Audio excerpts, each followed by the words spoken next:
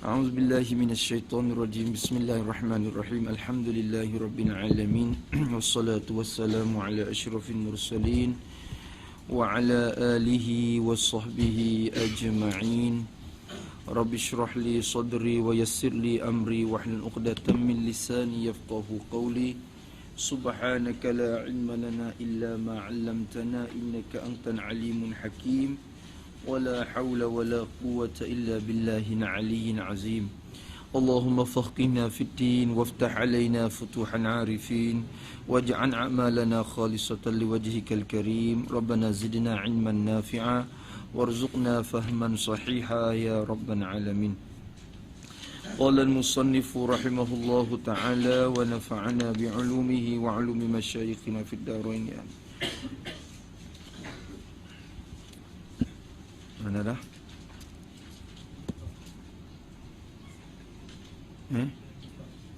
Sekira-kira jika kita tu Musannif kata Musannif rahimahullah ta'ala sekira-kira nak ke mana ni? Jadi jangan lupa umi kitanya Allah Ta'ala ada satu sifat namanya sifat kalam, artinya perkata. Dengan ada sifat perkata, Tuhan boleh bertetah berkata. Berkata akan beberapa perkataan ataupun beberapa tuturan dan apa-apa pekerjaan. Tu Musannif kata. Maksud itu dia nak buat bandingan kepada kita pula. Sekira-kira jika kita hendak banding, kita buat misal, kita buat perbandingan. Tu banding saja wakilnya tak betul tapi kita mudah nampak ya. Padahal ni tak lain-lain kira benda tu. Jika kita hendak banding, kita buat contohlah. Banding-banding atas jalan takrib. Dia kata jalan takrib. Takrib ni asal makna apa? Menghampir. Maksud menghampir ni memudahkan faham. Mempermudahkan faham tu takrib ni. Menghampirkan faham, menghampirkan pahaman. Apa nama? Memudah. Maksud gitu. Kita hendak membandingkan atas jalan takrib, atas jalan mudah-mudah untuk memudahkan pahaman kita. Tu dia kata takrib bagi faham, yakni memudahkan bagi faham. Kalau kita banding dengan cara mudah-mudah untuk kita mudah faham, apa? Benda silam ni. Maka iaitu banding tu. Perbandingan ataupun misal tu. Apa bendanya? Cuba misal. Bahwasanya dah merusyak ni. Di sini tak rojak pun tak apa. Al-hal wa syak. Iaitu bandingnya bahwasanya ada bagi kita. Kita ni tiap-tiap manusia ni lah. Manusia yang ada kira lemu kubah tu, kita ni kita manusia. Ada bagi kita tiap-tiap manusia ni ada apa? Kalam nafsi. Ada kalam nafsi. Apa makna kalam nafsi? Artinya, arti kalam nafsi itu zati. Arti nafsi itu zati. Jadi kalam nafsi arti kalam zati. Apa kalam zati? Kalam yang ada di zat. Sifat kalam yang ada di zat kita, yang bangsa zat kita, yang ada di zat. Kalam perkata tu lah, sifat perkata tu kalam zati. Kalam yang ada di zat kita tu. Minum dah. Ada kalam nafsi artinya zati. Ni kita nak kepada sifat dia. Nafsi dengan makna sifat tu sendiri. Ada kalam nafsi di kita, iaitu zati namanya. Ini kalam yang ada di zat kita. Bukan kalam lafzi yang ada di angin itu dah. Hak tu kalam lafzi. Tu dah. Ni kita kalam zati, kalam yang ada di zat kita. Kalam ismi itulah. Tu. Ada bagi kita satu sifat kalam nafsi artinya zati. Zati ni kalam yang ada di zat, yang bangsa zat, yang ada di zat. Apa kalam nafsi itu? Ni nak buat misal contoh. Hak ni sebenarnya tak rih kalam nafsi di kita ni. Iaitu kalam nafsi kita tu sifat. Satu sifat. Sifat yang masa ada jugalah, sifatun yang wujudiyah juga, sifat yang ada dirinya juga dikatakan arad. Ada arad. Macam dengan putih di ketah. Putih itu sifat, tapi sifat yang wujudiyah, yang ada di ketah tu. Maka sifat ini pun ada di kita. Duduk di mana sifat tu? Sifat yang dihantar. Yang dihantar. Maksud hantar ni apa dihantar? Diletak, ditaruh. Ditaruh, diletak, dibubuh. Tadi ini dibubuh, bubuh, tok, letak, bubuh, taruh. Boleh kata belakang dihantar tu. Sifat yang dihantar. Jadi Allah Ta'ala taruh, Allah Ta'ala letak pada anak lidah kita. Tu. Sifat tu dihantar di mana? Diletak di mana? Mana jirim dia? Mana tempat yang sifat tu menumpang? Hantar di mana? Hantar diletak pada anak lidah kita. Anak lidah. Anak lidah. Mana anak lidah? Anak lidah. Kalau ada anak, ya kena ada ibu je dah. Ibu lidah. Ibu lidah, bapa lidah. Lidah beranak bila? Betul lah bila anak. Anak lidah dekat mana anak lidah? Iyalah. Anak lidah. Ya tiap-tiap agak tu kan ada anak telinga. Ada mana anak telinga? Tak ada. Anak lidah betul anak lidah? Tak tahu. Tu. Dari mana anak lidah? Waktu misan. Tu buat gitu. Ke situ. Mana anak lidah dari mana? Cuba ngango tengok, ngango. Bila ngango nampak hok duduk dalam sekali tu. Dia ada kecil hok duduk akhir hujung dekat halkung tu. Akhir pada lidah akhir tu. Tu anak lidah.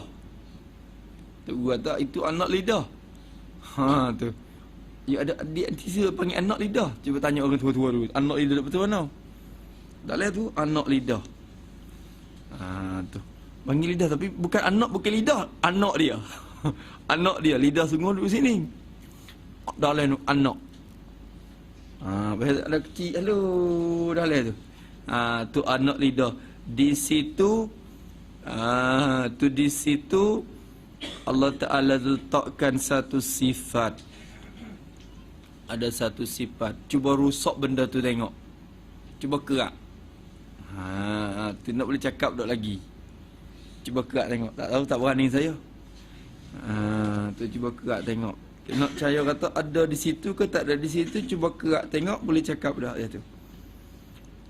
Tapi musannaf kita kata Allah Ta'ala letakkan satu sifat yang dihantar diletakkan pada anak lidah kita. Di situ ada sifat perkata. Wallahu alam hakikat dia duduk macam mana, kelakuan dia macam mana, tapi ada sifat di situ. Itulah daya untuk kita dapat bercakap, keluarkan perkataan keluar. Sekiranya sebab tu budak kecil tak ada situ. Ya ada tapi Allah Ta'ala tak bagi lagi sifat tu.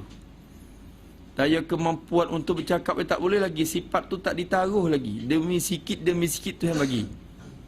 Bagi lama kelamaan je cakap boleh. Dengan ada sifat tu. Budak tu cakap tak boleh. Gitu ya. Kerana ada apa? Kerana Allah Ta'ala tak bagi sifat tu lagi. Tak bagi lagi. Tu. Tak sifat tu. Tu dah. Tu sifat perkata.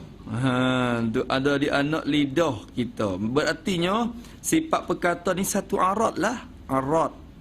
Hakikat dia Allah alam. Sifat ilmu pun arad. Sifat basat kita pun kita tak tahu dah. Dia menumpang di jirim betul mana. Tapi ya benda ada tu. Ya sifat arad yang menumpang di tubuh sel, di badan kita. Allah Ta'ala bagi. Maka anak lidah tu, kalau kira semua anak lidah tu arad lah. Menumpang di jirim. Mana jirim? Anak lidah tu lah. Tu. Anak lidah kita. Yang melawankan bisu. Sifat ni. Yang tu sifat kepada sifat. Sifat yang dihantar diletak pada anak lidah. Lagi pula sifat tu yang melawankan bisu. Melawan bisu. Apa makna melawan bisu? Sifat tu duk apa? Duk melawan bisu lah tu. Bukan maksud melawan bisu gitu. Bukan sifat tu. Bisu menyangan mari. Aku lawan. Okey, makna duk melawan bisu, duk nanti bersiap untuk pertahankan bisu gitu dah. Maksud melawankan bisu apa makna? Maknanya tulis itu. Kalau ada, maknanya maksud melawan bisu yakni kalau ada sifat itu, yakni kalau ada sifat itu nescaya tak ada bisu.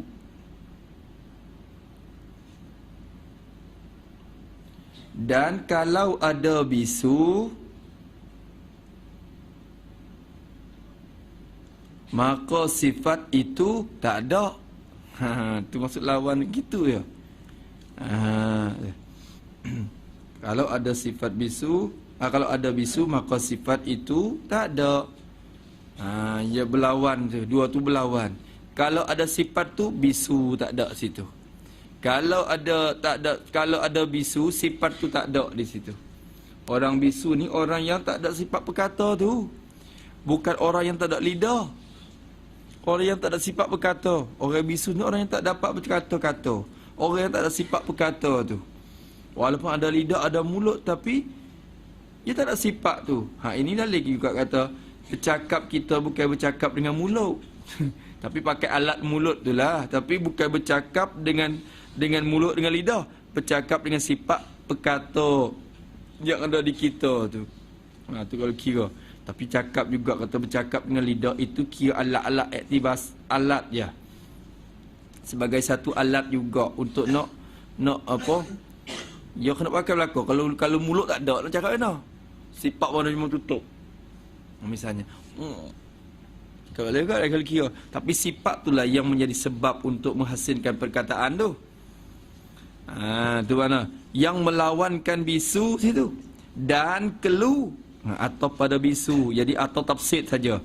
Kelu bisu ni sama maksudnya. Tu dia. Habis.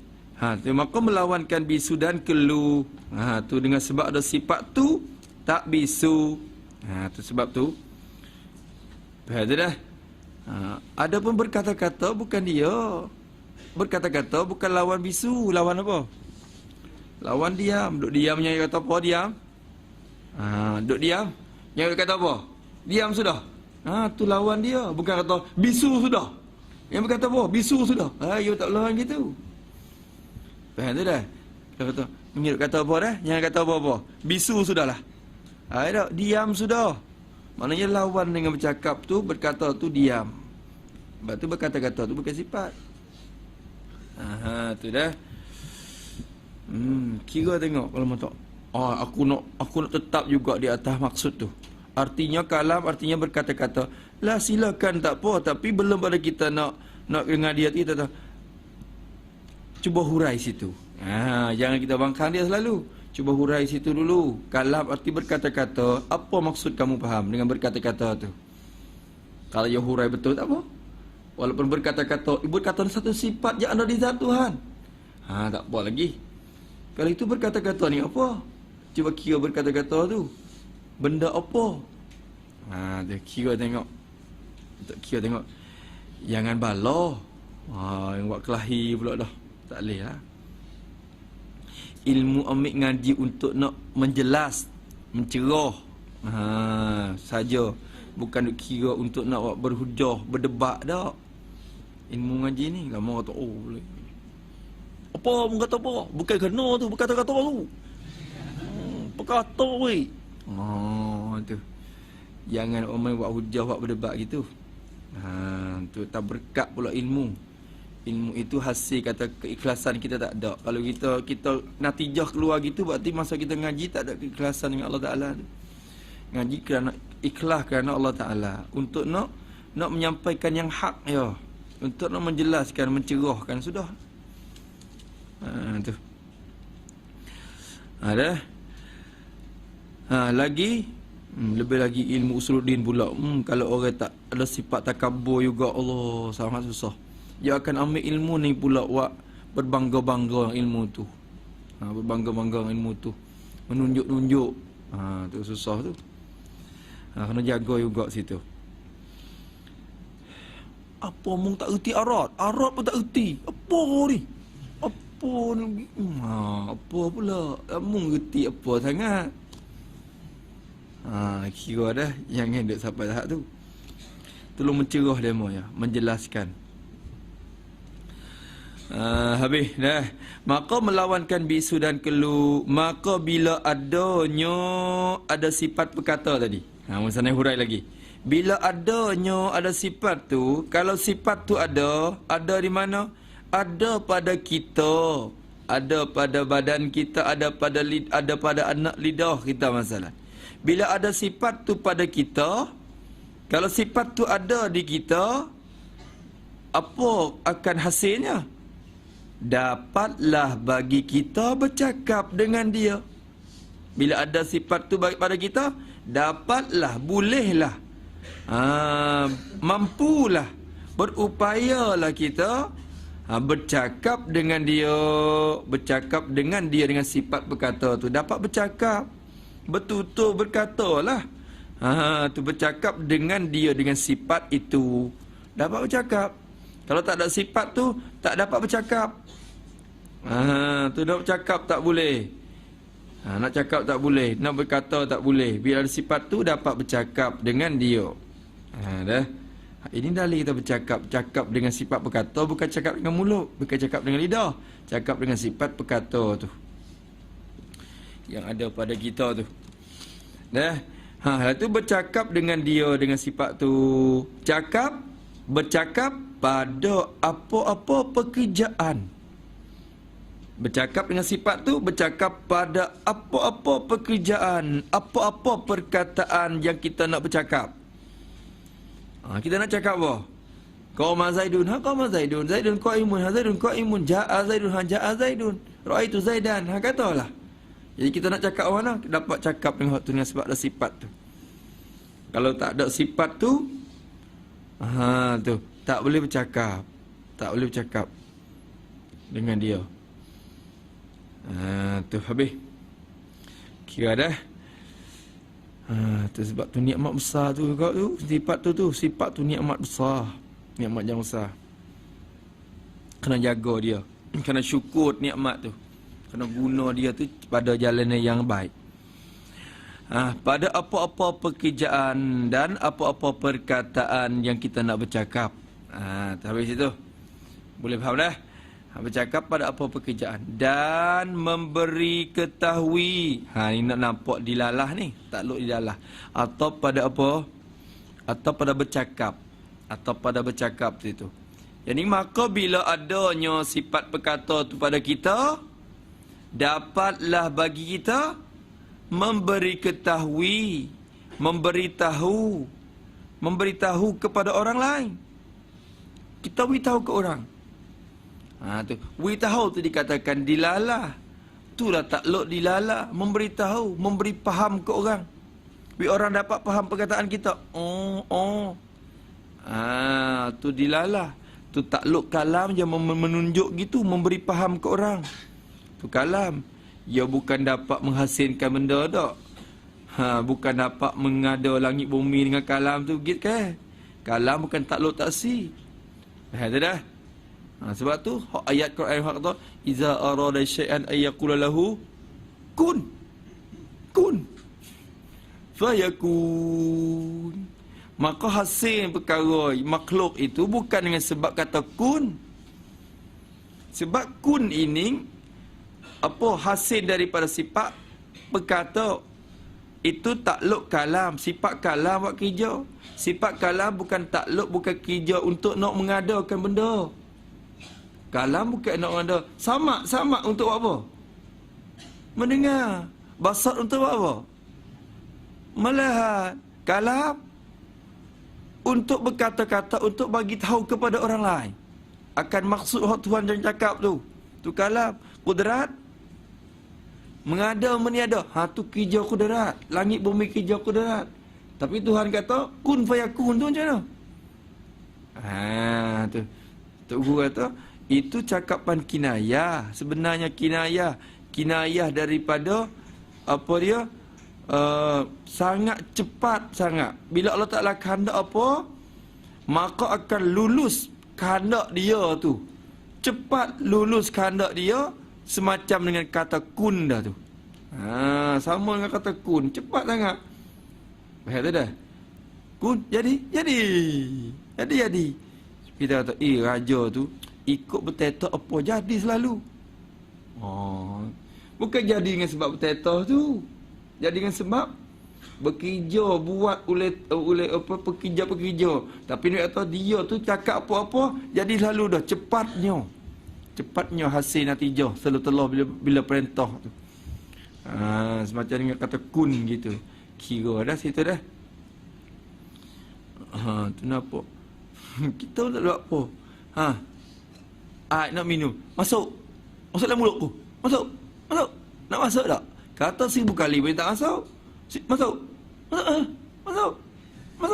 Masuk. Kalau tak ambil tangan bubur masuk, tak masuk. Masuk. Duduk situ lah. Tu. Mari kita ambil tangan kita pegang, barulah ya masuk. Semata-mata suruh masuk, takkan masuk. Tu takluk kalam tu di dalam untuk menunjuk biar orang faham je, bukan dapat pun menghasilkan kena tenaga kita juga untuk memasukkan benda tu. Tu takrib untuk memudahkan faham. Tu habis dah. Jaga. Maka bila adanya pada kita, dapatlah bagi kita bercakap dengan dia pada apa-apa pekerjaan, dan dapatlah bagi kita memberitahu kepada orang lain, memberitahu dengan tuturan, dengan perkataan kita tu. Kita dapat memberitahu kepada orang, saya nak nasi, saya nak benda tu, saya nak benda ni, minta maaf saya. Boleh tahu kepada orang lain dengan tuturan kita tu. Tu. Kita nak marah dengan dia pun, kita guna tuturan tu. Kita nak minta tolong pun, guna tuturan tu. Jadi ikut apa pekerjaan, guna dengan dapat memberitahu dengan tuturan tu. Habis itu, tak payahlah. Dan bila hilangnya sifat perkata, hilang, rusak dah. Bila rusak sifat tu, maksud hilang ni rusak. Rusak sifat itu. Tu rusak daripada tempat dia. Macam dengan sifat pelihat pun juga ada di urat mata ni. Kalau rusak sifat tu, walaupun ada mata, tak dapat melihat dah, kerana rusak sifat tu. Begitu juga sifat perkata. Kalau rusak sifat tu, apa nak jadi? Bila hilangnya sifat tu, jadi kelulah lidah. Jadi bisulah, kelulah lidah tu. Bisu. Kelu daripada bertutut. Kelulah lidah, kelu daripada bertutut, daripada bercakap. Walaupun ada mulut sekalipun, tak boleh berkata, tak boleh bertutut, tak boleh bercakap, kerana sifat itu tak ada. Lidah pun sudah kelu dan tak dapat berkata lagi, kerana sifat tu sudah hilang dan rusak. Tu kira, tu sifat. Ni misal banding untuk nak takrib, memudahkan kita faham saja. Padahal Allah Ta'ala bukan ada lidah apa pun. Ada sifat tu di zat, sudahlah etikat. Ada sifat berkata di zat. Dengan sebab ada sifat tu di zat, Tuhan dapat bercakap-cakap. Sudahlah. Yang kata Tuhan ada lidah. Macam mana? Tu kira. Ini takrib untuk nak memudahkan kita faham ya. Boleh dah? Tu kira. Mau lidah. Tuhan nak lidah juga ke? Ada. Ini untuk memudahkan. Kita memudahkan saja. Beza banyak. Kita ni jirim, sifat tu arat. Zat Tuhan bukan jirim, sifat tu bukan arat. Tu beza di situ lagi dah. Dah. Dah. Maka dia kata, kelulah lidah, kelu daripada bertutut. Tak payah tu, tak payahlah tu. Kita sudah faham dekat tahap 2 minggu lepas tu. Faham dah. Dah. Maka, musanya kita buat pertanyaan. Nak tanya sikit. Bila kita sudah nyata di sini, kata sifat perkata ada di situ. Dengan ada sifat tu dapat buat begitu. Kalau tidak ada sifat tu akan hasil begitu. Nak tanya, maka adakah di makian sifat itu? Tanya kita ni. adakah di makian sifat itu, sifat perkata tu, nak tanya satu, adakah sifat perkata yang engkau sudah ketahui tadi? Adakah sifat itu, sifat yang perkata yang ada di anak lidah kita tu, adakah sifat itu berhuruf dan bersuara? Ada huruf tak?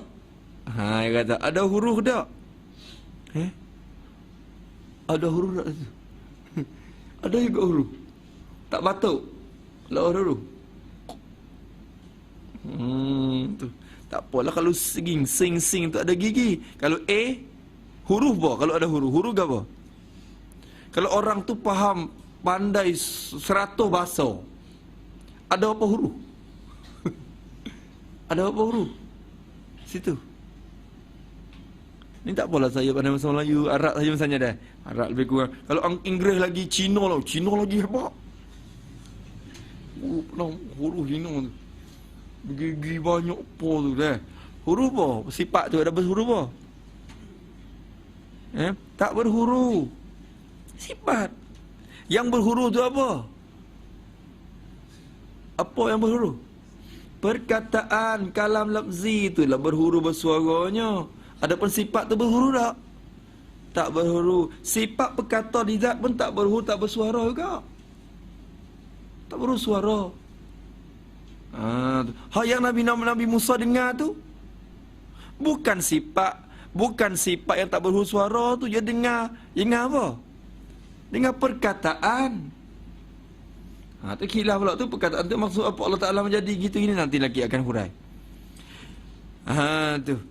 Dengar perkataan tu. Faham dah? Tu. Maka kira situ berhuruf suara. Maka nak tanya sifat itu berhuruf suara tak? Tak. Itu istifham, nak nampak istifham ingkari tu. Istifham ingkari bimakna nafi tu. Maka adakah di makian itu sifat tu berhuruf dan bersuara? Bukan berhuruf, tidak sekali-kali. Tu istifham ingkari, gitu maknanya. Adakah di makian itu sifat tu berhuruf dan bersuara? Tak, kita pun boleh jawab tidak. Dan adakah sifat perkata tu terdahulu atau terkemudian? Sifat tu terdahulu ke terkemudian? Sifat tu terdahulu kemudian tak? Sifat yang ada tu tak boleh kata dulu kemudian kerana ada satu ya dia. Boleh kata dulu kemudian kerana ada dua. Hak dulu, hak mana kemudian. Tapi sifat tu nak kata dulu kemudian tak boleh sebab dia satu ya. Yang boleh kata dulu kemudian tu apa? Perkataan, kalam lafzi tu boleh kata dulu kemudian. Zaidun qaimun, Zaidun dahulu, qaimun kemudian. Masalah. Tak apalah. Adapun sifat tu kita nak dahulu tak boleh. Adakah terdahulu atau terkemudian? Tidak juga, tidak sekali-kali. Tu. Tak boleh katalah kerana ada satu ya. Kerana sifat tu ada satu ya. Tu. Habis kat tu Musa tanya lagi. Sehengo-hengo. Tu nak royah lagi. Jadi maknanya dia kata jadi kita nampak lagi kata tak supo, tak siapa. Tu. Jadi bertutur bukan berhuruf bersuara, bukan dulu kemudian. Sehingga-hingganya barang yang pada kita itu, barang maksud sifat perkata yang ada pada kita tu, yang ada di anak lidah kita ni, sehingga-hingganya barang yang, yakni sifat perkata yang ada pada kita tu arad. Sifat itu arad, satu arad. Faham dah? Nampak tu arad dah? Sifat tu arad. Berarti arad ni benda baru. Sifat yang baru. Walaupun benda wujudi tapi benda yang baru. Kena jadi. Benda tu dijadi. Makhluk. Sifat itu arad. Sebab apa kata arad? Kerana ilap pada jadi arad tu. Arad tu sebab apa? Kerana berdirinya sifat tu, barang tu. Barang yang tu. Yang ni sifat tu lah. Kerana berdirinya diri barang yang ni sifat yang ada pada kita tu. Kerana ia berdiri, geti berdiri. Duk naik tak tu? Ada ataupun menumpang. Lama duk naik pula dah. Kerana sifat berkata berkaki dua. Begitu. Bukan gitu, berdiri mana menumpang ataupun ada. Boleh kata gitu. Qoma mana ada. Ada gitu. Ataupun menumpang ataupun bertengap. Boleh kata juga. Nah. Maka kata barang yang ada pada kita tu arad. Sebab apa kata arad? Kerana berdirinya, menumpangnya, sifat tu, barang tu. Berdiri, menumpang pada jirim. Mana jirim sini? Anak lidah tu lah jirim. Sifat tu arad yang menumpang di situ. Menumpang di situ. Tu pun kita tak tahu hakikat sifat perkata kita sendiri tu. Walaupun kita sekadar kita kata menumpang di anak lidah pun, macam mana hakikat sifat tu, bentuk mana sifat yang ada tu, tahu tak? Tahu tak? Sifat yang ada tu macam mana rupa? Tak tahu juga. Hakikat sifat kita pun kita duk pening-pening. Hakikat sifat Allah Ta'ala lebih lagi dia kira. Sifat pelihat kita duk di mana? Macam mana bentuk dia? Sifat pendengar kita macam mana bentuk dia? Tu pun duk pening-pening lagi. Tak tahu hakikat benda tu. Roh kita tu tak mana? Roh. Duk ulama duk kila. Jadi tak tahu hakikat juga benda. Sebab apa boleh timbul kilah? Kerana tak tahu hakikat. Tak tahu hakikat benda tu. Kalau nyata hakikat tak khilah dah benda tu. Ni tak tahu hakikat. Roh tu macam mana pula? Roh tu rupa mana roh? Khilah ulama. Tu wala takhud fir ruhi idma warada syai'un minan apa? Wala takhud fir ruhi idma warada nassun minasyari'i lakin wujida limalikin hi suratul kan jasadi fahasbukan nasu bihadza sanadi. Musa cakap banyak masalah roh, jangan kamu memasuki membicara masalah tu. Kerana apa? Imam Laqani pesan dalam Jauharah, izma warada nasun, kerana tidak datang nas satu pun berkaitan dengan roh. Nas yang sahih yang berkaitan dengan roh ini. Lakin wujida limalikin, ada satu riwayat daripada Imam Malik. Lakin wujida limalikin hiya roh tu suratun, satu rupa kal jasad. Supaya rupa ni. Tu. Rupa badan tu. Roh tu supaya macam dengan badan. Tu. Tu para pun cenderung kepada pendapat ni juga. Itu supaya dengan badan. Dalilnya bila malaikat tarik tu, dia akan tarik kita perlahan-lahan dan akan habis-habis. Ambil kaki dulu keluar. Sejuk. Apalah, fahasbukan apa dia? Tak ni sebut tadi. Fahasbukan tadi dia sebut dah tapi lupa. Fahasbukan apa tadi? Dia kena beli semua tak apa. Beli semua. Fahasbukan nasu bihadza sanadi. Cukup hak ni dah dia kata. Jauharah kena hafal juga. Jauharah ni ada benda banyak perkara lagi yang Kharidah tak sebut. Tapi Kharidah pun banyak perkara juga yang Kharidah tak, yang Jauharah tak sebut. Mana ngapa belaka? Lepas tu banyak lagi. Ada juga banyak yang kifayatun aqidatun awam sebut yang tak disebut oleh Jauharah dan Kharidah. Pula dah. Tu kena ngapa? Lagi nama Nabi tak disebut dalam Jauharah, tak disebut dalam Kharidah. Nama isteri Rasulullah tak disebut dalam Jauharah, ada dalam aqidatun awam tu. Sebab tu kena ngapa 2 3 tu memang tu. Tak cukup dah. Tapi kalau malah ya cukup Kharidah ya. Cukup Kharidah cukup dah. Syarat dia kata takfika ilmal in turid an taktafi. Kalau kamu nak cukuplah, kalau nak cukup kadang ni. Li annaha bi zubdatil fanni tafi, dia kata. Cukup kalau nak cukuplah. Tapi kalau lapar lagi ilmu dagang lagi, hafal lagi. Banyak lagi. Tu memudah untuk kita nak mulahazahkan benda tu masa kita mengajar apa semua. Yang matan ni yang ringkah. Habis dah. Kalau begitu, maka adakah demikian sifat itu berhuruf dan bersuara? Dan adakah terdahulu atau terkemudian? Tak, sehingga-hingganya barang yang pada kita tu arad. Nah, kerana berdirinya pada jirim. Sekat tu.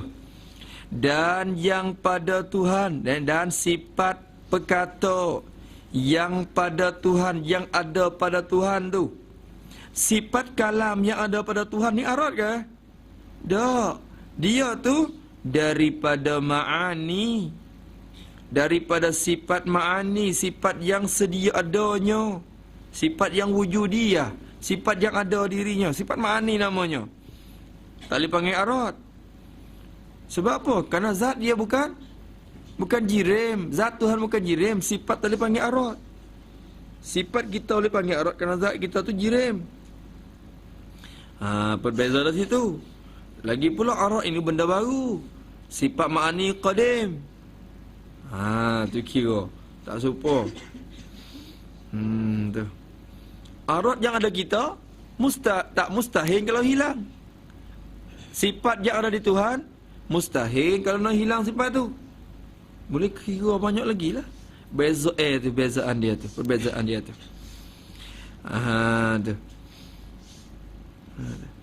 Sifat yang ada kita tak sentiasa ada kita. Masa kecil tak ada lagi. Bila naik mari baru ada. Tak lama-lama boleh hilang pula. Sifat perkata ni ada semenjak sedia kala lagi dah. Di zat Allah Subhanahu Wa Taala tidak ada permulaan bagi adanya juga. Sama dengan zat. Beza tu beza. Jangan tukar. Musanya kata. Dan yang pada Tuhan itu daripada ma'ani yang bukan arad. Ma'ani yang bukan arad. Bukan arad kerana zat Allah tu bukan jirim. Kerana zat Allah itu bukan jirim. Habis tak apalah tu. Tak nak payah mana dah, tak payah dah. Itu nak memudahkan faham. Yang penting kita i'tiqad bahawa Tuhan ada sifat kalam. Artinya berkata.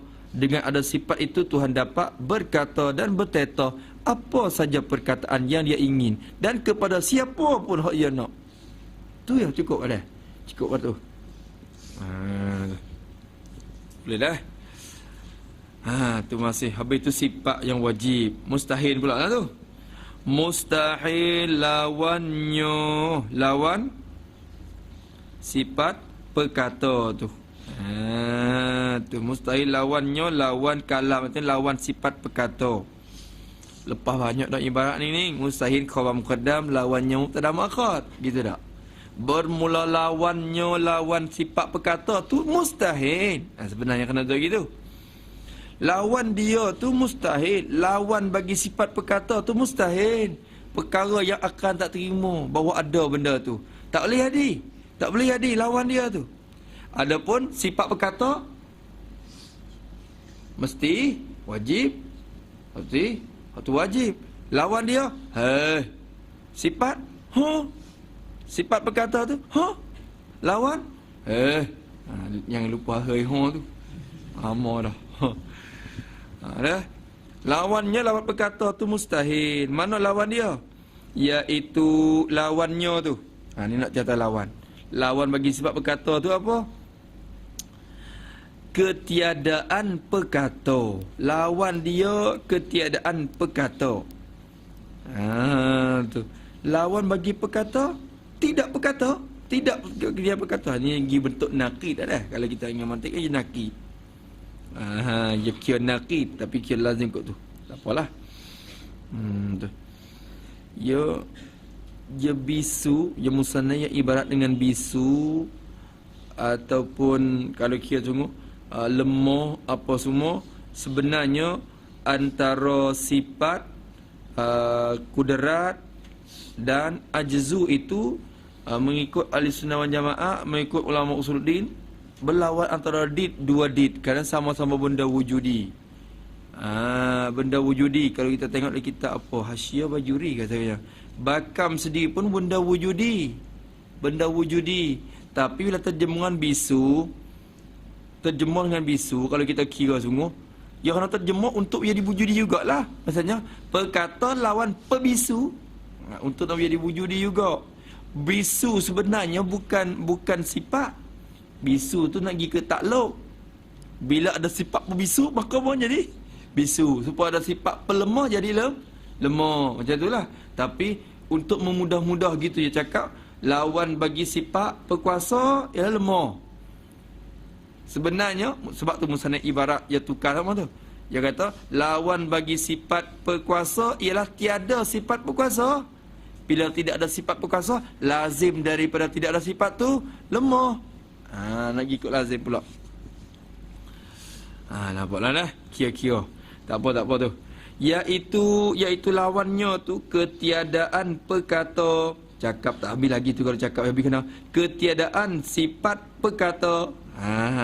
Tu kena tadi tu. Lawannya ketiadaan sifat perkata. Tu. Berarti bisu tu dinamakan lazim lah. Dan tak ada sifat perkata dinamakan manzum. Lazim daripada nanti lagi. Iaitu lawannya tu ketiadaan perkata. Bila tidak ada perkata, apa nak jadi? Ketiadaan perkata yang lazim daripadanya, daripada ketiadaan perkata tu, ketiadaan perkata yang lazim daripadanya, daripada ketiadaan sifat perkata tu, apa akan terjadi bila tidak ada sifat perkata? Lazim daripadanya bisu. Bisu. Boleh faham tak tu dah? Kira dah. Kalau kita kira lazim manzum, mana lazim, mana manzum? Mana lazim? Lazim daripada tiada sifat perkata tu bisu Allah. Mana lazim? Mana lazim? Mana lazim? Mana? Apa? Mana lazim? Boleh tahu. Lazim mana manzum? Kira pula lazim manzum. Orang ngaji kuliah usuluddin kena kerti ni, lazim manzum ni. Hak ni jadi kuliah tahun 1 lagi dah.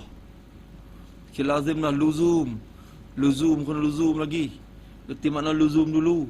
Lepas tu kena pula terbagi pula luzum tu. Ada pula luzum dengan makna wuduh. Luzum dengan cara terang, luzum dengan cara khafa. Dah kira banyak. Banyak pula. Lepas tu ada lazim bin makna al-akhas. Luzum bin makna am pula. Ketik luzum di mana? Tengok usuluddin dah. Usuluddin nama tu. Apa mana lazim, mana manzum?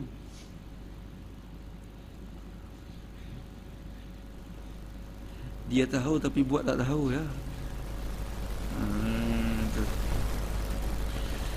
Mana lazim, manzum? Senang ya kalau daripada, lepas daripada itulah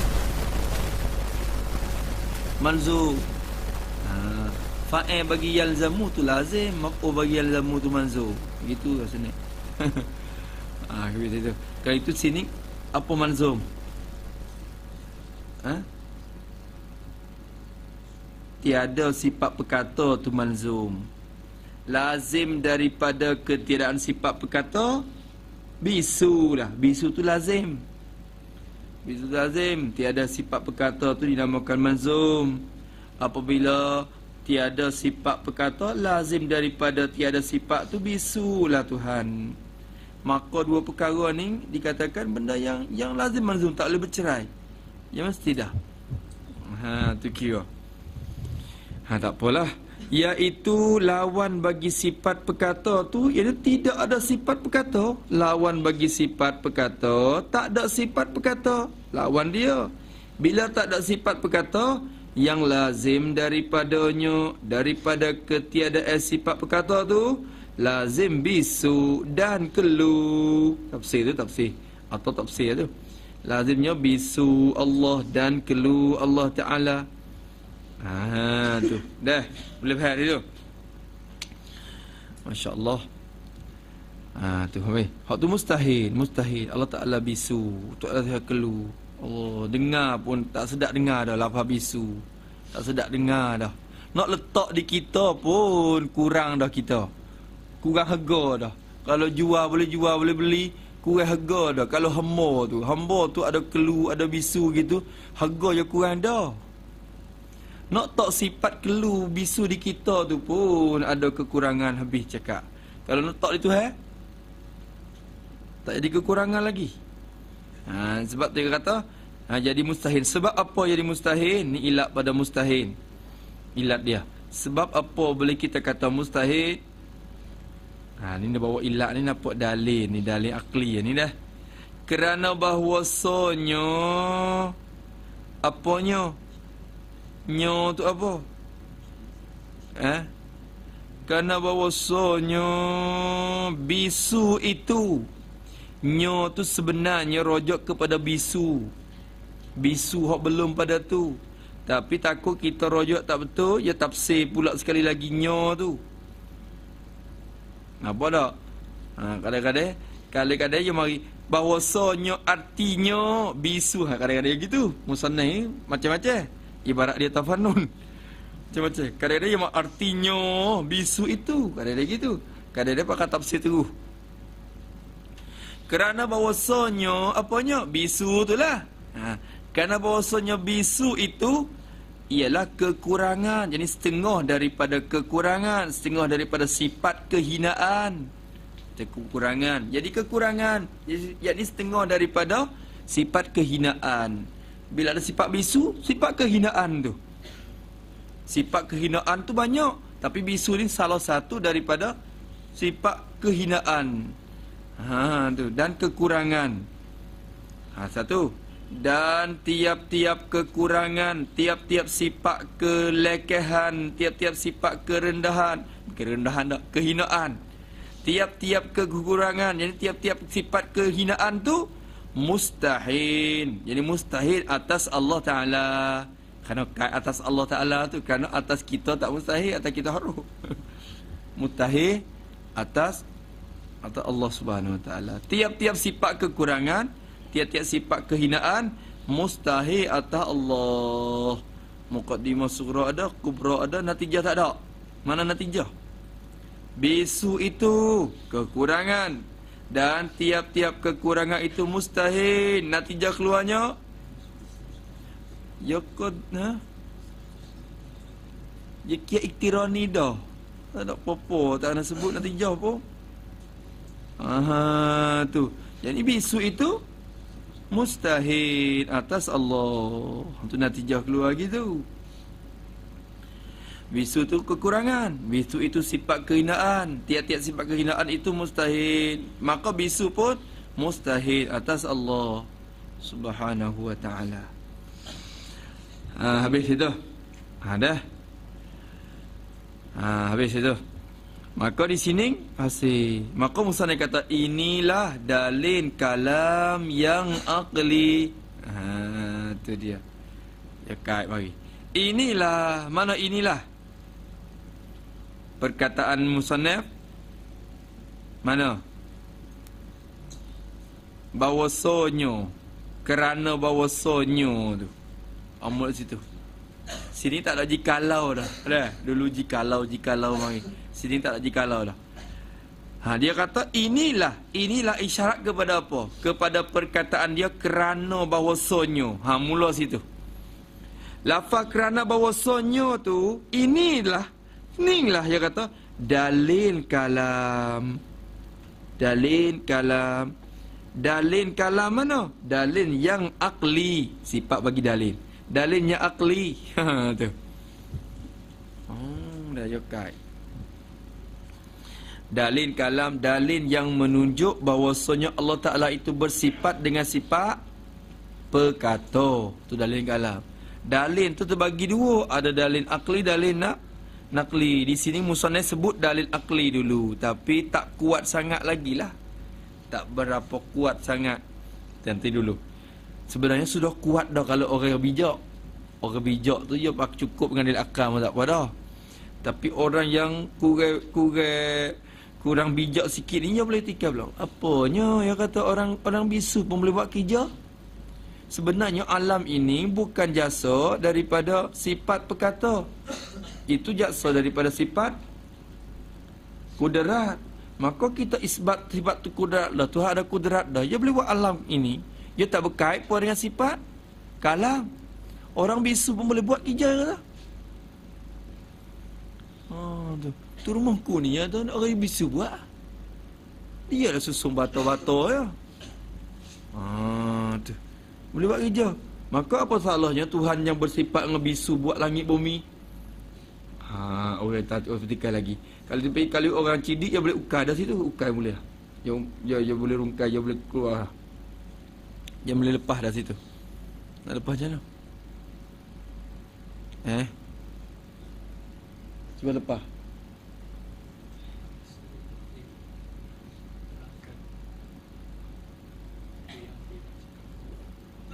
Ya dengar, ya dengar. Tolong buat tu.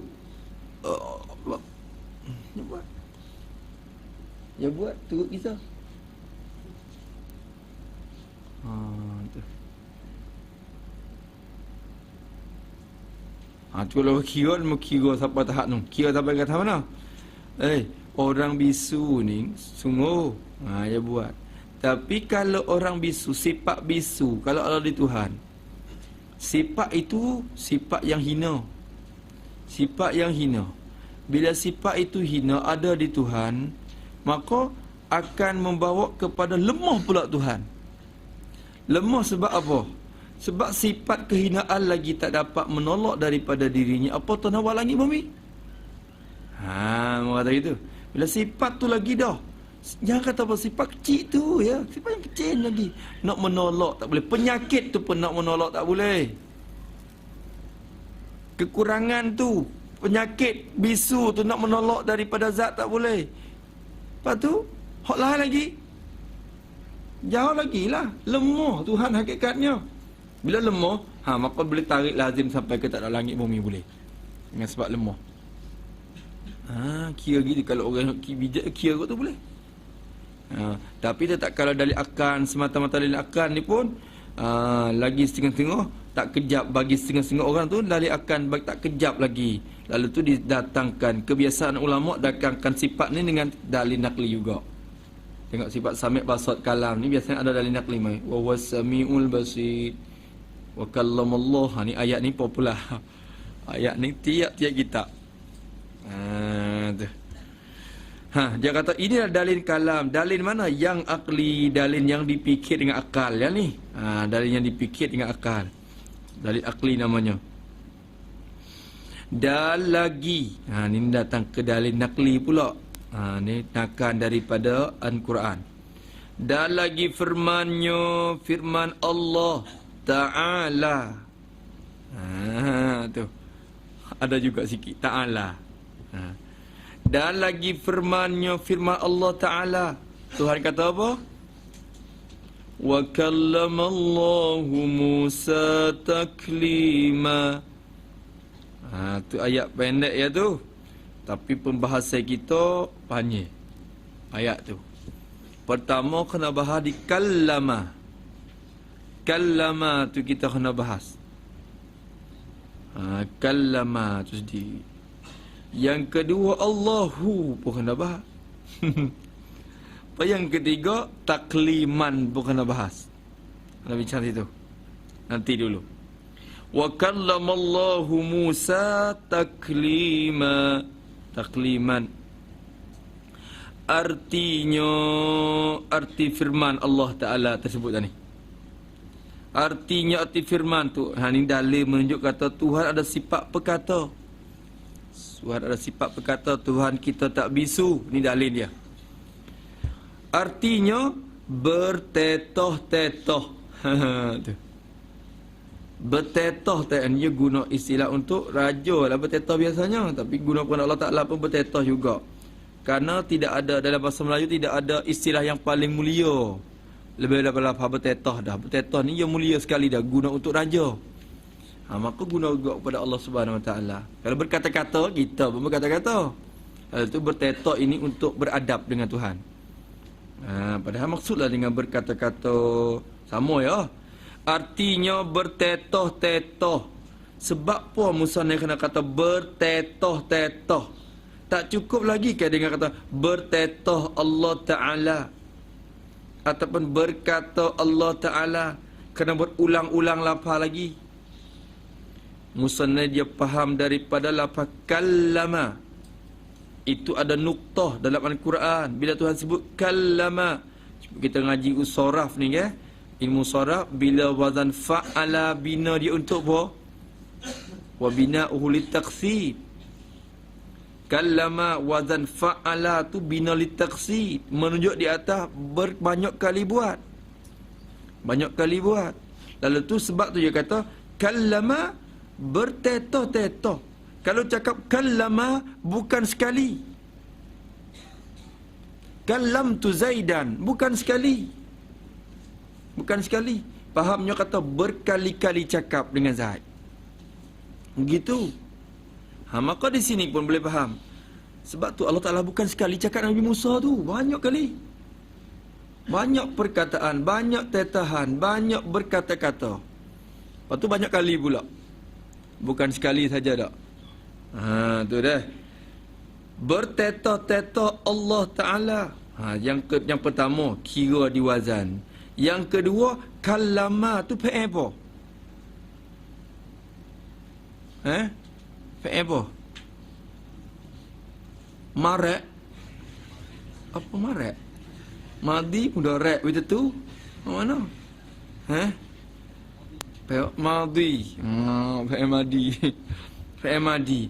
Maka fi'il madi ni menunjuk atas masa. Masa lepas, masa sekarang. Sedangkan Allah Ta'ala tak bermasa.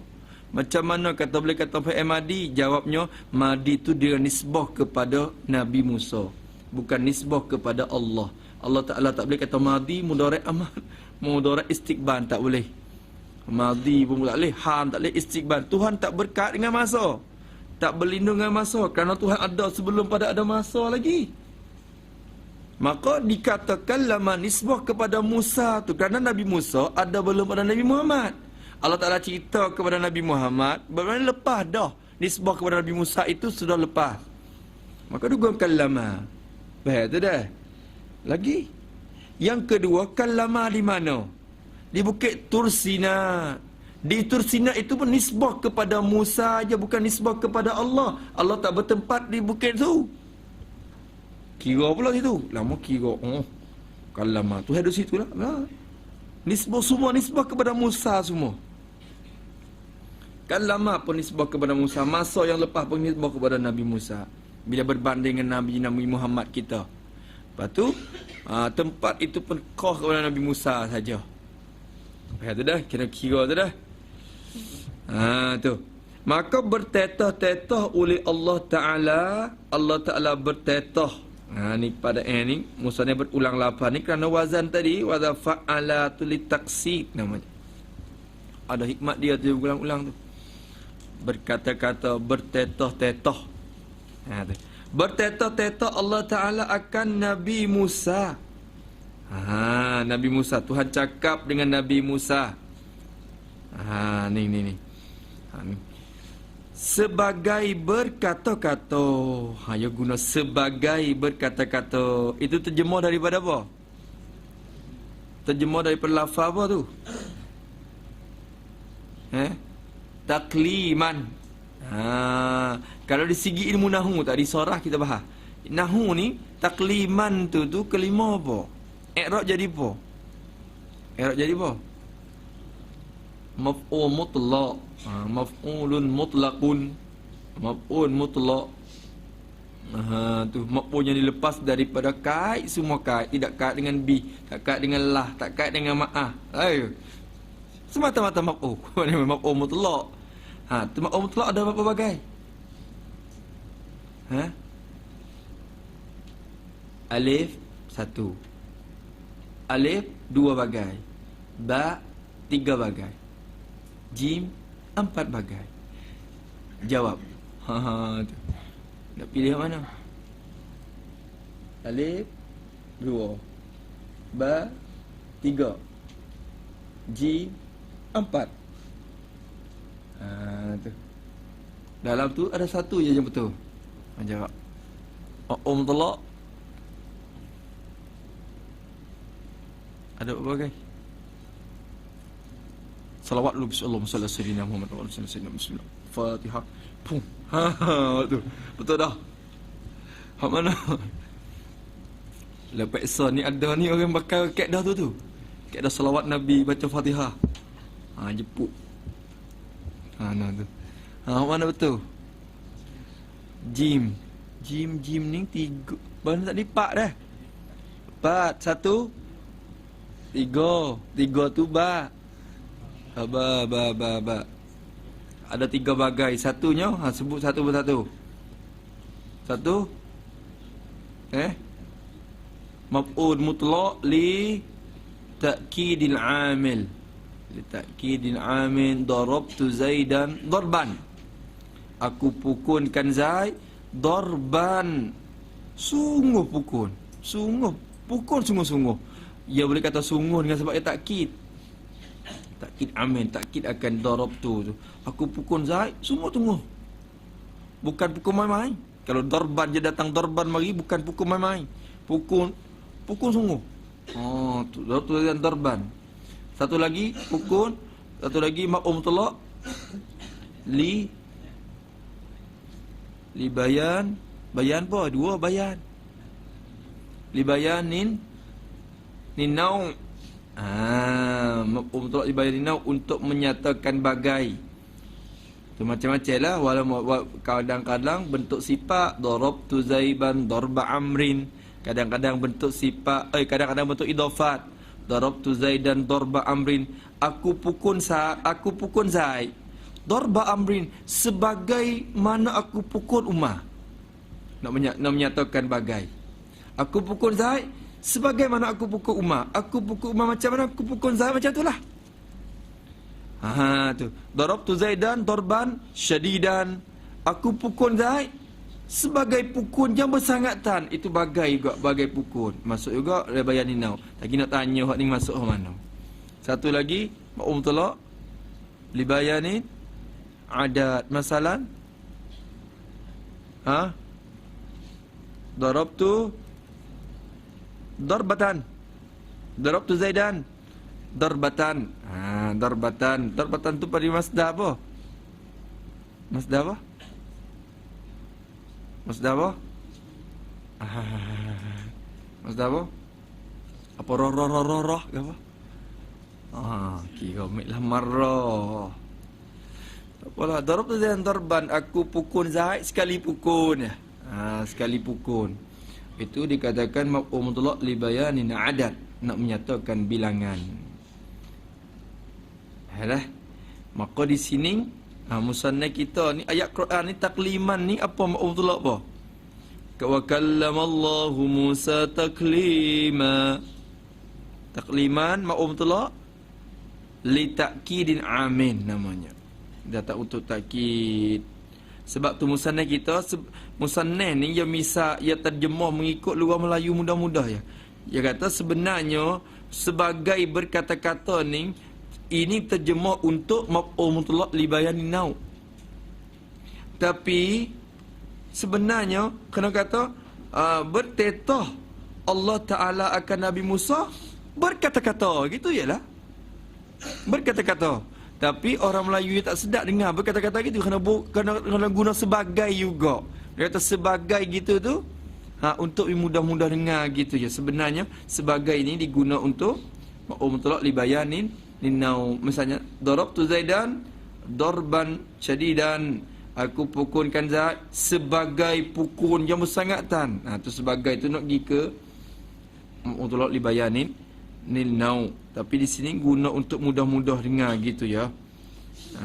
Tu. Kalau kita nak lebih mudah lagi apa? Bertetah Allah Ta'ala akan Nabi Musa, sungguh berkata, sungguh bertetah, sungguh-sungguh bertetah. Itu lagi tepat untuk nak terjemahkan akan maf'ul mutlaq li ta'kidin amin. Nak takkidkan dengan amin tu. Berkata sungguh-sungguh. Bukan memang. Ini isyarat kata takliman ni datang mari untuk menolakkan makna majaz. Takut faham kata Allah Ta'ala cakap tu majaz bukan sungguh gitu.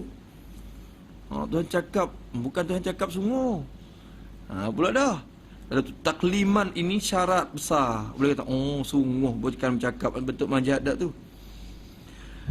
Maka kata ni, banyak lagi kot lain lah. Maka kata Musannif rahimahullah ta'ala, yang ni berteta-teta Allah Ta'ala akan Nabi Musa sebagai berkata-kata. Apa makna? Apa makna? Allah Ta'ala bercakap Nabi Musa tu. Dah. Di Bukit Tursina. Bukit Tursina. Tu.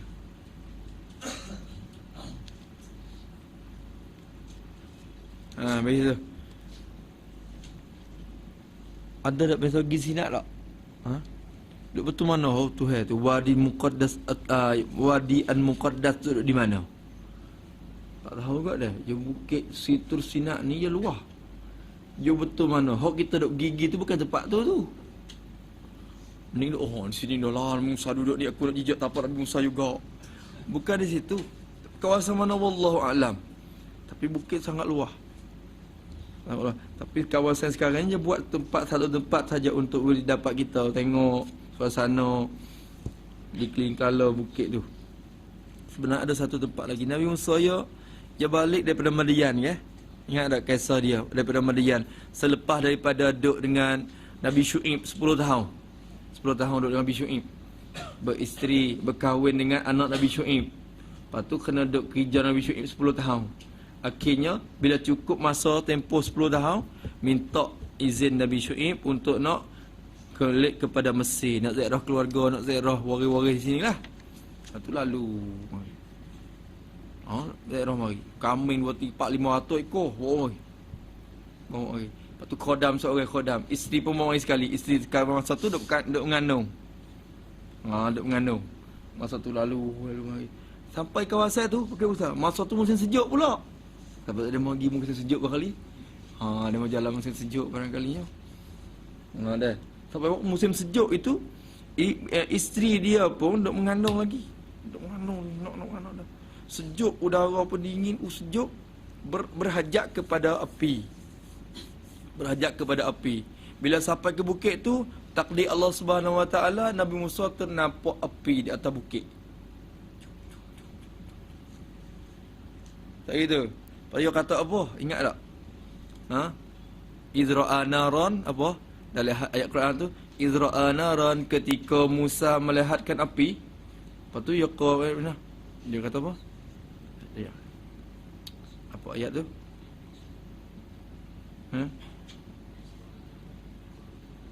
Qala li ahlihi. Gitu. Faqala li ahlihi lah. Izra'a naran qala li ahlihi. Bila Nabi Musa nampak akan api, dia kata kepada ahli dia, Umkusu, kamu duduk sini dulu. Umkusu, kamu duduk sini. Inni anastu nar, aku nampak api di atas bukit. Duduk sini. La'alli atikum minha biqabasin. Nanti aku akan naik untuk nak ambil api bawa mari. Untuk nak pergi kamu tu dia dapat guna api tu dalam keadaan sejuk ni. Apa tu apa?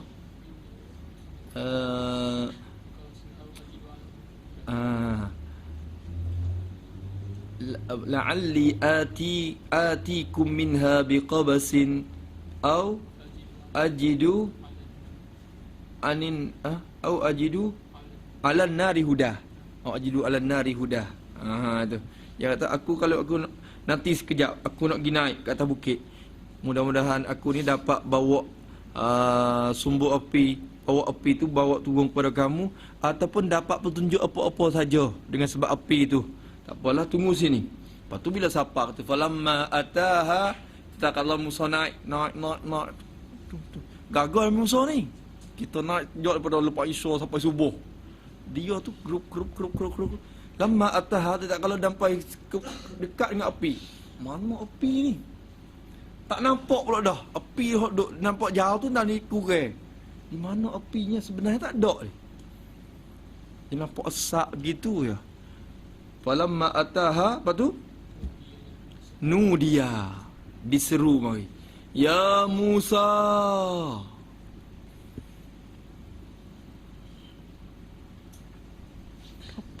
Mari di mana suara? Tak ada berpihak. Suara tak berjihad. Dia kata, oi, dia tak dapat cenderung ke pihak mana kerana suara dia tu datang mari. Tu khilaf pula situ. Setengah kata Musa dah dengar dengar sekalian tubuh. Sekalian tubuh dapat mendengarkan suara tu. Orang tak dapat menyatakan juga jihad. Tu dia pelik sikit tu dah. Wallahu alam. Pendapat tengah lagi, tengah kata Allah Taala menjadikan kekuatan telinga Musa, lepas tu tiba-tiba telinga tu dengar suara tu, bukan datang daripada pihak mana-mana, tapi ada dengar. Dengar. Dengar. Nu dia ya Musa inni apa? Inni ana rabbuka. Aku Tuhanmu. Nabi Musa tahu dah kata ini Allah. Kerana apa? Kerana suara yang bukan suara yang makhluk. Kalau suara makhluk dapat berpihak, dapat berjihad. Tapi ini bukan suara dan bukan perkataan sebarang makhluk. Ya Nabi lebih tahu. Lebih tahu. Tengok orang kata takut Nabi Musa itu kot dengan jin kot. Ada. Ya lebih tahu Nabi Musa ni. Inni ana rabbuka.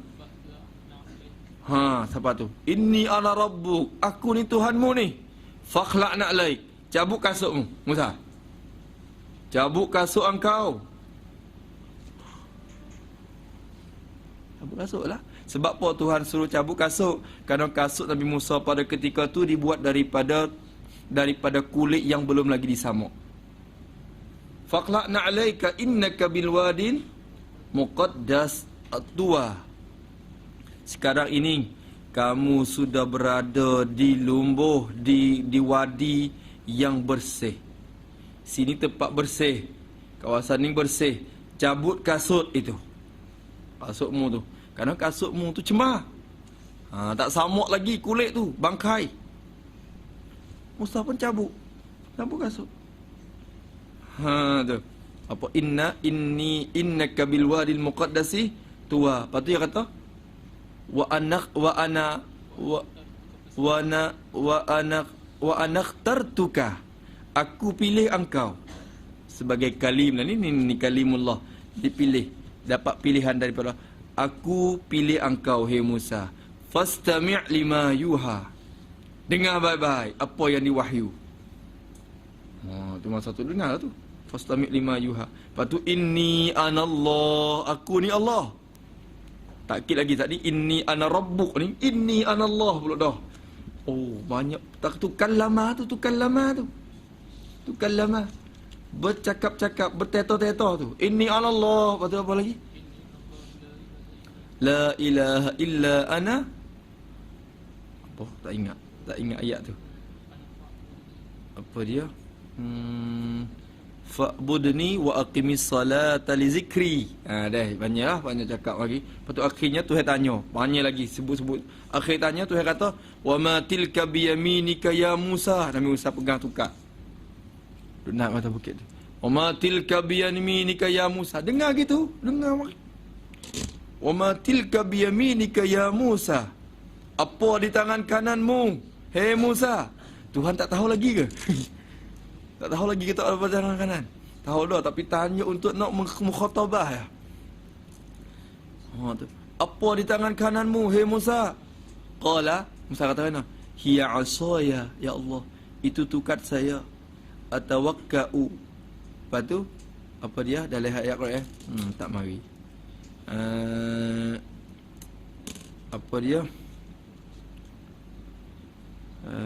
dia? Apa? Nak ngajak usuluddin nak ingat ni ayat ni. Ayat ni kena ingat betul-betul. Nak ngajak usuluddin, lebih lagi sampai kepada bab kalam. Kena misah ni.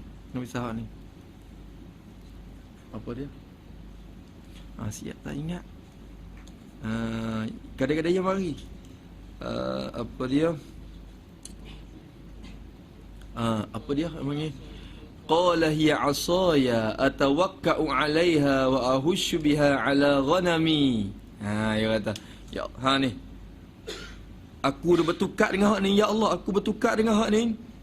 Lepas tu dan aku Dan duk amak, duk halaukan binatang kambing-kambing gapo dengan hak ni 500 ekor. Awak mari kambing-kambing. Lepas tu yang mereka guna hak tu. Wa husbiha ala ghanami, lepas tu waliya fiha ma'arib ukhra. Dan kerja lain lagi ya Allah, banyak lagi perkara, bukan kata sekadar tu. Allah Taala tanya satu, jawab tiga Musa. Banyak. Tuhan tanya apa di tangan kanan, dia jawab tiga lalu dah. Sebenarnya orang tanya, ulama kata sebab apa Musa tak cukup lagi ke dengan jawapan Allah Taala. Tuhan tanya apa dalam tangan, cukup dengan jawab asaya. Tapi tak jawab lagi. Hiya asaya atawakka'u 'alaiha wa ahushu biha 'ala ghanami wa liya ma'arib ukhra wa liya fiha ma'arib ukhra. Jawab tiga. Ulama kata kerana Nabi Musa masa tu sedang dapat belazat dengan bercakap dengan Allah Subhanahu taala dah. Pasal nak cakap lama lagi. Tu. Lama lagi, sedap. Bercakap dengan kekasih ni lama, sedap. Mereka kata sedap. Sedap kedah. Tu. Kekasih kita, kalau kita dengar dia, kita ada masa kita nak cakap lama. Kalau boleh lama lagi pun, lebih lagi sedap. Ini mereka kata. Ada yang kata tu. Tu. Lepas tu Nabi Musa ni dia cakap dapat dengan Allah Subhanahu taala. Puasa nak cakap lagi. Tanya satu, jawab tiga. Dia bertanya, abang makan nasi dah? Isteri kita lah tu. Yang kira lah. Abang makan nasi dah? Makan dah. Makan tak di ni. Makan tu, makan ni. Lepas tu makan dengan tu, dengan ni. Jawab apa? Saya tanya satu, ya bang? Saya tanya satu, ya bang? Nak jawab banyak lagi. Masa nak jawab banyak, sedap. Nak cakap dengan adik, masalah. Jawab banyak. Dia lazat. Dia dapat kelazatan semasa dia cakap dengan Allah SWT. Ya Allah, ya Allah, baqaw bi ala ghanami. Lepas tu Tuhan kata akhirnya Tuhan kata Tuhan kata alqiha ya Musa. Tahu, buka tu. Tahu ke depan. Fa'alqaha. Maka Musa pun tampakkan akan tukar tu ke depan. Fa idza hiya hayyatun tas'a. Jadi ular. Tukar tu mula jadi ular. Kejutlah Nabi Musa. Tukar aku nak bawa mai lama-lama. Tiba-tiba aku mana jadi ular ni. Akhirnya Tuhan kata qala khudha wala takhaf. Pegang, jangan takut. Tuhan kata, pegang, jangan takut. Lepas tu, sanu'iduha siratahal ula. Aku akan kembali kepada sifat yang dulu, yang mula-mulanya. Maka Musa apa pegang, jadi tukar semula. Banyak lagi cerita. Itu menunjuk kata Tuhan dah cakap tu. Cakap dengan siapa? Nabi Musa. Bisu ke dia? Allah bisu tak? Bisu. Apa Nabi Musa dah cakap tu? Tu dalil kallamallahu Musa takliman. Tu bercakap-cakap, bertetak Allah Ta'ala akan Nabi Musa sebagai berkata-kata. Tu dah. Kenapa tu ayat tu? Lazim atas kita. Sekurang-kurangnya bila mengajarkan tentang sifat kalam, boleh bawa datang ayat ni. Untuk menjadi syahid. Habis dah. Banyak lagi. Tu baru sekali ya tu. Itu baru nak masa balik pada Madian. Ada lagi teka munajat 40 hari tu. Tu pun lama dah. Tak sampai 40 hari tapi lama dah masa duk munajat dengan Tuhan mula-mula datang daripada Madian tu. Sehingga ulama kata bukan Musa tu bercakap sehari dua, lama dia tu. Duk atas bukit tu. Tapi Tuhan cerita sikit je.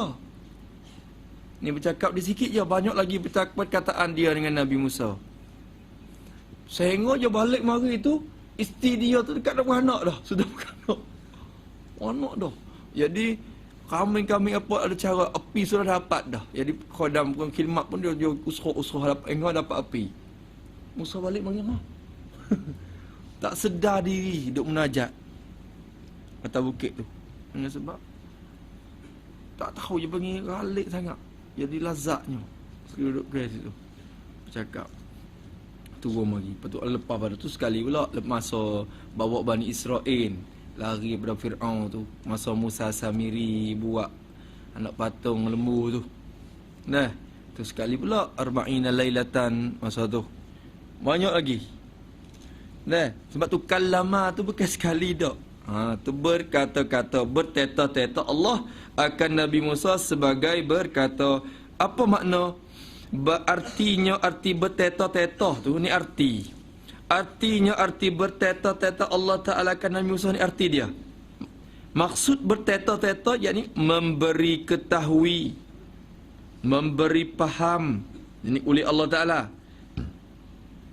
Memberi ketahui ia Allah. Tu dah. Memberi ketahui ia Allah, memberi faham ia Allah akan Nabi Musa. Tuhan bagi faham kepada Nabi Musa. Memberi faham dan memberi ketahui. Memberi ketahui itu dengan takluk tu malak tu. Memberi ketahui ia Allah, memberi ketahui akan Nabi Musa, memberi ketahui dengan kalam, dengan sifat kalamnya, kalam Allah, kalam yang qadim. Kalam yang qadim, sifat perkata itulah. Allah Ta'ala bagi faham kepada Nabi Musa dengan sifat perkata Tuhan yang qadim, yang ada di zat dia, yang bukan berhuruf suara tadi. Tuhan bagi faham kepada Nabi Musa. Sifat ada tak di Tuhan? Sifat apa? Kalam, sifat perkata. Dengan sifat perkata tu, Tuhan bagi faham kepada Nabi Musa. Tak faham lagi kita. Nabi Musa faham dah. Kita tak faham lagi. Lagi, macam mana tu rupanya? Taswir lagi. Musa ni kita taswir lagi. Okey, kena kira tu nantilah. Tok ning. Tu bagi. Tak apa lagi. Memberi ketahui, memberi faham ia Allah akan Nabi Musa. Memberi ketahui dan memberi faham dengan kalam, dengan sifat kalam, sifat perkatanya Allah Ta'ala yang qadim. Dengan sifat perkata yang qadim itu Tuhan memberi faham kepada Nabi Musa. Apa makna memberi ketahui sini? Taswir, memberi ketahui. Dengan ni nak menggambarkan, abang nak taswirkan rupa memberi ketahui. Macam mana rupa Allah Ta'ala memberi ketahui? Dengan bahawa bertetah akan dia, bertetah oleh Allah akan dia, akan Nabi Musa. Allah bertetah akan Nabi Musa. Tuhan bercakap dengan Nabi Musa. Bertetah akan tetahan. Faham tetahan? Bertetah akan tetahan, akan cakapan, akan perkataan. Tu tetahan tu. Allah Ta'ala bertetah akan dia, akan Musa. Bercakap akan Nabi Musa. Akan tetahan, akan cakapan dan perkataan. Yang boleh ia Nabi Musa, yang dapat ia Musa, dapat dan boleh fahamkan daripadanya, daripada tetahan tu, dapat faham daripada tetahan tu, faham akan maksudnya, maksud Allah Ta'ala. Kita jauh ni dah. Terkira tu. Nyo kan nyo. Begitulah. Tapi ibarat dia mengikut uslub Arab tu. Mengikut uslub Arab dah tu. Kali lagi. Dengan bahawa bertetah akan dia. Ini bertetah oleh Allah Ta'ala. Kita kena takdir fa'il mari sendirilah tu. Dengan bahawa bertetah oleh Allah. Bercakap oleh Allah kan dia akan Nabi Musa. Tuhan bercakap dengan Nabi Musa. Bertetah akan tetahan. Bercakap akan satu cakapan, akan perkataan. Akan perkataan. Perkataan yang boleh ia Nabi Musa tu, yang dapat ia Nabi Musa, dapat Nabi Musa fahamkan, dapat faham. Dapat reti, dapat faham. Faham daripadanya, daripada tetahan tu. Bila Allah Ta'ala bercakap hasil tetahan. Tetahan yang mana Nabi Musa dapat faham daripada tetahan tu, faham apa? Faham akan maksud, akan tujuan Allah Ta'ala. Tuhan nak bagi tahu apa? Tuhan nak bagi tahu apa? Faham daripada benda Tuhan nak? ikhla'na alaika. Tetahan itu Nabi Musa faham. Lalu tu cabut kasut. Faham? Tu. Kidatu ya ahli sunnah banyak apa pergi. Jangan melampaui. Kalau melampaui, pergi ikut lain. Mu'tazilah juga pergi lagi. Pergi lagi. Tu nak jadi selawat tu. Kita ahli sunnah wal jamaah. Faham gitu ya? Allah Ta'ala berteta akan Nabi Musa, akan tetahan yang dapat Nabi Musa faham daripada tetahan tersebut, faham akan maksud Tuhan. Macam mana tetahan? Tak berkaifiat. Sebab bertetah pun tak berkaifiat. Bertetah lagi tak berkaifiat. Bahaya tu dah. Takluk tu tak berkaifiat. Bertetah macam mana? Bukan maqulatul fa'li. Sehingga kita dapat faham kaifiat. Tu. Bertetah pun tak berkaifiat. Bila bertetah itu tak berkaifiat, tetahan pun tak berkaifiat. Tak tahu. Nak tahu ke? Kita tanya Nabi Musa. Nabi Musa nak tahu. Nabi Musa tak cerita kata tetahan Allah Ta'ala cerita begitu gini. Nabi tak cerita. Nabi Muhammad pun tak cerita malam Mi'raj balik hari tu. Allah Ta'ala cerita gini. Tak bertetah. Tak ada cerita tentang kaifiat. Tidak ada hadis yang menunjukkan kaifiat. Kaifiat perkataan Allah Ta'ala tu. Cuma Nabi dengar ya. Nabi dengar. Begitulah juga Nabi Musa AS. Apa yang Nabi Muhammad dengar pada malam Mi'raj, itulah yang Nabi Musa dengar pada Bukit Tursina. Maknanya yang sama cara Allah Ta'ala berkitab. Fikirlah. Lagi sikit lagi. Inilah makna kata mereka itu membukakan hijab. Musa naik tolong jaga. Masya Allah ya halusi ni. Jangan kita faham. Ni kata buka hijab. Tuhan buka hijab. Nampak macam Tuhan duduk di belakang hijab bertempat pula. Ni hijab. Tiba-tiba Tuhan buka hijab. Tu Tuhan di sana. Nampak gitu tak bila buka hijab? Tuhan duduk buka hijab. Ni. Ada cuming. Hijab. Maka bukalah hijab. Nampak Tuhan. Gitu. Berarti Tuhan lazimnya duduk di sana pada hijab tu pula. Jangan duduk main. Jangan main-main. Kali lagi. Inilah kata musannaf. Inilah apa dia inilah. Yakni pada kata musannaf bertetah akan dia saat itu. Mulai daripada tu. Tu bertetah oleh Allah Ta'ala tu maknanya tu. Dengan bahawa bertetah akan dia ni bertetah akan dia akan tetahan ni. Inilah tu isyarat kepada perkataan tu. Jaga dah. Inilah yang kata bertetah akan Nabi Musa akan tetahan, yang boleh Musa tu faham daripada tetahan tu akan maksud Tuhan. Hak ni itulah makna maksud bagi perkataan mereka itu ulama. Kalau kita jumpa lagi kitab ulama berkata, inilah dia maksudnya. Kushifa anhu hijab masalan, dibukakan daripada Musa akan hijab. Buka hijab apa makna dia? Apa makna buka hijab? Apa makna Allah Ta'ala buka hijab sehingga Nabi Musa dengar perkataan Tuhan? Sehingga Nabi Musa dengar kalam Allah dengan sebab Tuhan buka hijab. Apa makna buka hijab? Gitu.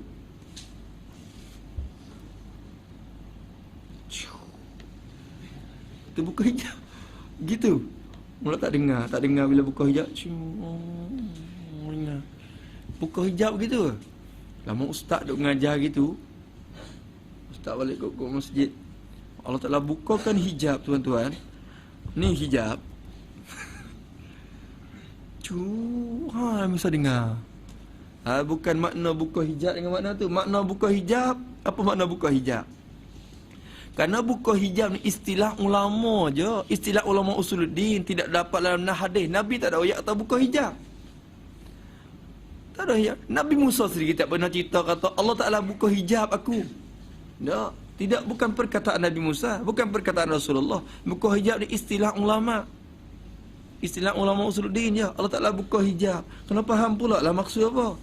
Ni pada ayat tu dong tanggung. Pada ayat tu dong tanggung makna buka hijab tu. Buka hijab makna apa? Jadi Allah Ta'ala bercakap dengan Nabi Musa akan cakapan yang mana Nabi Musa dapat dengar daripada cakapan itu dan faham maksud Tuhan. Itu makna buka hijab. Faham dah buka hijab lah. Apa buka hijab? Apa makna buka hijab? Tu. Tulis situ buka hijab. Membuka hijab. Hijab asalnya dinding atau sakat apa ni?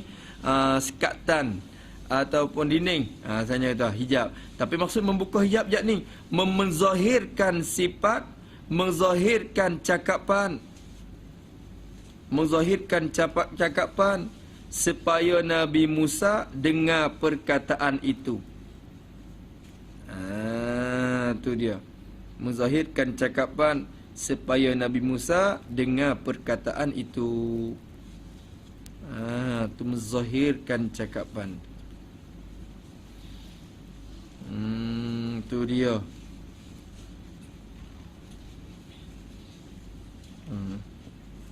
Ni Musa ni sudah berjalan kepada, tapi benda ni ada ikhtilaf dalam ahli sunnah wal jamaah ni antara Maturidiyah dan Asy'ariyah ni. Tapi tak apa, kita tak cerita sangat dah tu. Kerana ni dia sangat kacau, sangat dah banyak dah hipon ni. Tapi Musa ni sudah pilih satu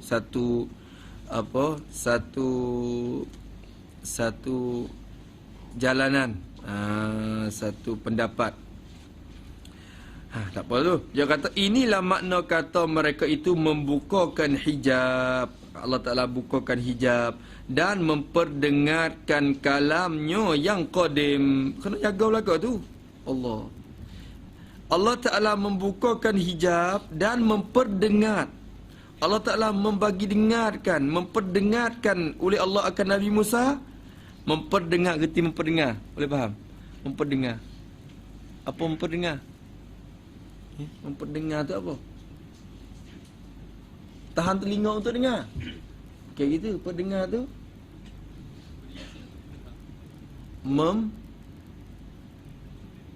memberi dengar, buat bagi dengar. Tu memperdengar. Boleh dah. Luah dulu ni jangan main. Kalau kira memperdengarkan. Dan memperdengarkan. Jaga dah. Dan memperdengarkan. Jadi memperdengar oleh Allah akan Nabi Musa, memperdengar kalamnya akan kalam Allah yang qadim. Kalam yang qadim. Allah Ta'ala buat untuk membagi dengar Nabi Musa tu akan kalam yang qadim. Tu pening. Turut zahir tu pening. Kalam yang qadim sifat perkata yang ada di zat. Tuhan buka bagi dengar sifat perkata tu. Turut zahir tu gitulah. Turut zahir bagi ayat, bagi ibarat ulama tu begitu. Padahal maksudnya begitu. Memperdengar akan kalam yang qadim, apa makna? Yang ni memperdengarkan akan apa? Akan tetahan yang hasil dari kalam yang qadim. Makna gitu, tulis itu. Tulis. Kalam yang qadim yakni makna ini. Memperdengarkan kalam yang qadim yakni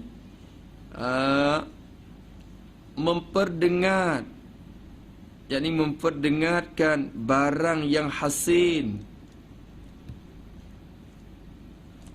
barang yang hasin daripada kalamnya yang qadim, daripada kalamnya yang qadim. Allah Ta'ala mendengarkan hasin petetahan tu, tetahan yang hasil daripada kalam yang qadim tu. Bukan dengar dalam kalam yang qadim sendiri. Tu dah. Bukan kata Tuhan. Allah. Ni kadang-kadang dengar nampak buka hijab. Bila buka hijab, seakan-akan zat Tuhan tu jadi hijab daripada Nabi Musa. Bila sekiranya buka hijab, maka buka hijab zat. Nabi Musa pendengar kalam yang qadim yang ada di zat tu. Kita pun ngantuk dah. Kita dengar pun jadi ngantuk.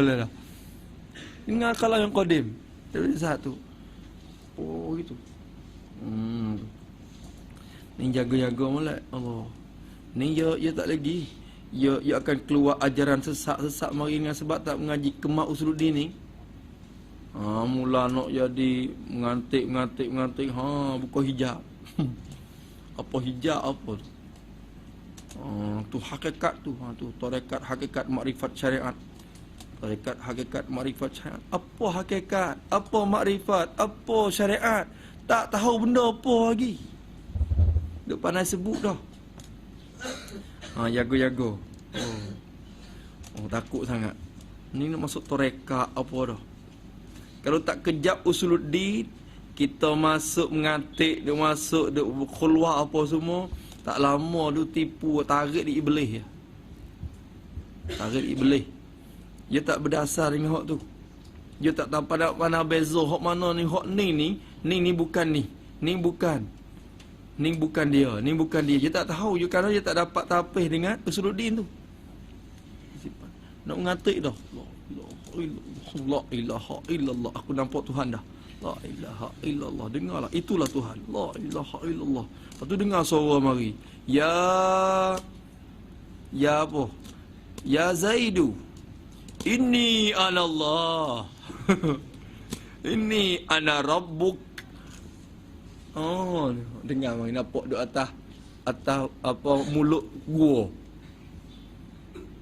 Wahai Tuhan. Ada ajaran begitu. Ajaran begitu. Mengatik akhirnya nampak Allah Subhanahu Wa Taala buka hijab hingga nampak zat Allah. Itulah dia tu zat Allah Taala dah. Bila siapa dapat nampak zat Allah, sama naik darajat dengan Allah. Sehingga lagi tak kena sembahyang, tak kena puasa. Ada macam-macam. Ajaran jangan nak mula nak ngatik lagi. Ni nak suluk dah. Usuluddin tak tahu apa lama lagi. Nak masuk gua. Masuk gua pakai putih pergi awal subah. Zikir 1000, 2000, 4000 nak naik darajat. Naik darajat. Jaga tu deh. Tu. Usuluddin ni kena kemah dulu.